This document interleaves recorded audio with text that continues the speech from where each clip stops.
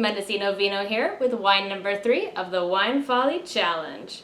We're going from southern Italy to Spain with some Airén.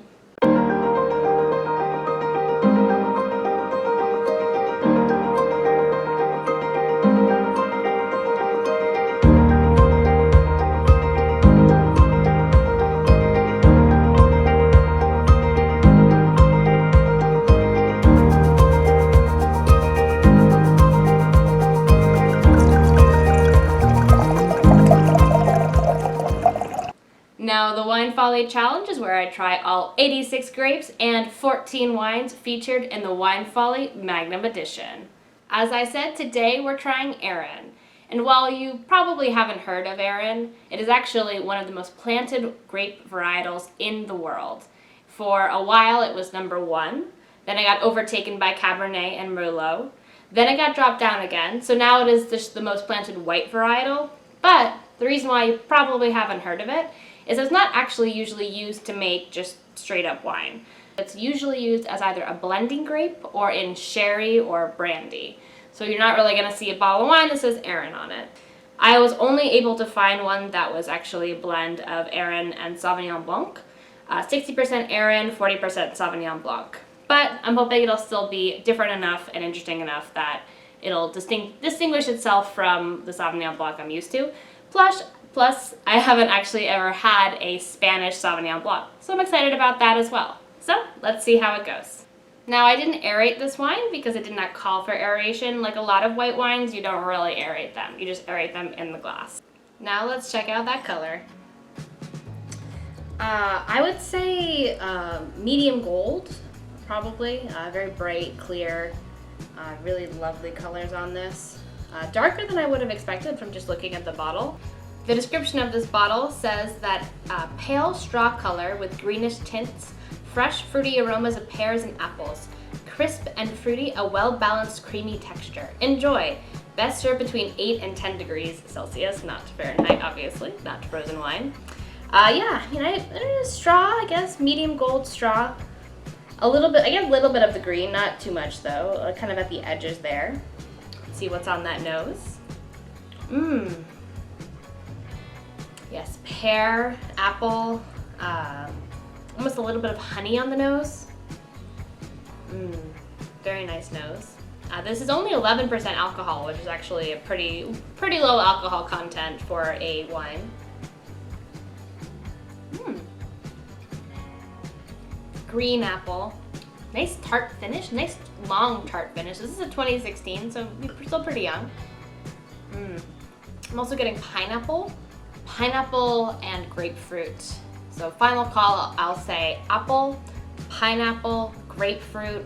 It's got a nice finish to it, real fruity, real fresh. Nice tart acidity in there. Not really getting any of those grassy notes that are usually found in a Sauvignon Blanc. A couple more things about this wine. So even though it is one of the most widely planted white varietals, it's actually mostly in one area in Spain, and that is La Mancha, of the fame of the man of La Mancha, Don Quixote. So apparently this is primarily grown there and just grown everywhere. I guess it's like the size of Luxembourg is how many acres of vineyards that they have. It's nice. I've been kind of craving a white wine recently, and so this is a nice sort of refreshing white wine. Yeah, really nice acidity to it. Racy acidity as they say. Got a lot of grapefruit in it actually, now that the more I'm tasting it. It almost reminds me of those Izzies, the grapefruit Izzies. Obviously it's not carbonated, so there's that difference, but it does, I don't know, that sort of flavor of like a pink grapefruit. So because this is a varietal that isn't really planted a lot or well known, I was having a hard time finding recommended pairings online, so I just kind of go with my gut on what I thought would go well with this. So for today, I decided to pair it with some goat cheese, a goat cheese menagerie.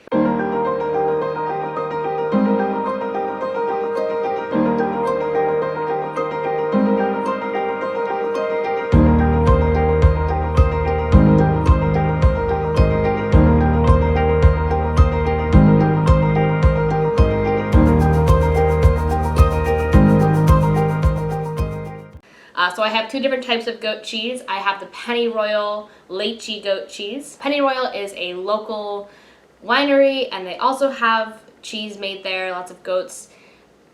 A cheesery, I don't know actually what they're called. A cheesery. So it's a winery and a cheesery. I think it's the official term for what they're called. I've actually met the goats that make this cheese, which is pretty neat. Then for the other goat cheese, I have a Sonoma County goat cheese. And then this cheese I actually picked out because it has black truffles in it.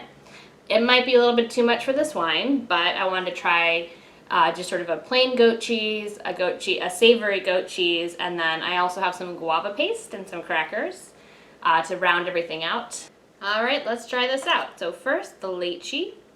So just the plain goat cheese. And it doesn't really do anything for me. I don't think it actually, I think the goat cheese is a little bit too powerful for this wine. This wine's a little bit more delicate. Let's try the savory. That one I would say almost goes better. The tart nature of this wine, the creamy, savory quality, this umami quality that's in the truffle really balances out kind of nicely.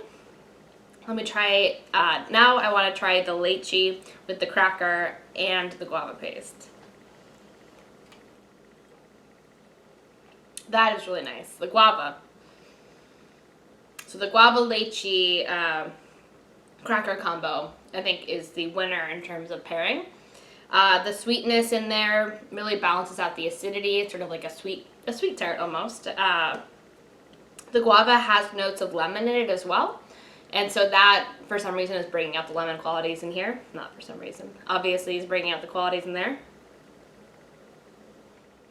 A fun fact about this wine is that in the Canary Islands, it's actually called White Donkey. Blanco Burra. Probably Blanco Burra. I can't roll my R's. So this bottle only cost me $8.99. Really, really cheap, especially for an imported wine when you think about how much that costs to get wine from one country to another. For that reason, I would definitely buy this again. I think that this is a really great buy for the price. Really nice, bright white wine. Really good for the summer, sitting outside in the hot sun. Would totally drink this wine again. Final verdict on this wine.